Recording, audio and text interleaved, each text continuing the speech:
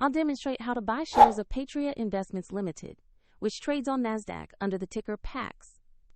This is an educational guide and not financial advice, so do your own research before investing.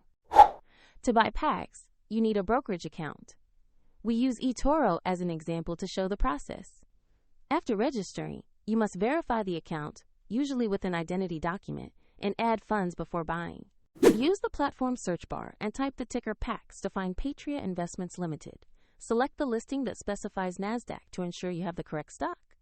Open the asset page to read basic company information and view the price chart for context.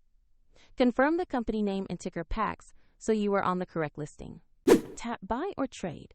Enter the amount you want to invest, then carefully review the order details and fees before confirming.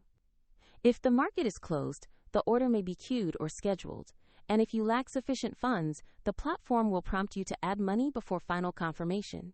After the trade executes, your new position will appear in your portfolio. If you want to try the platform, the eToro link is in the description.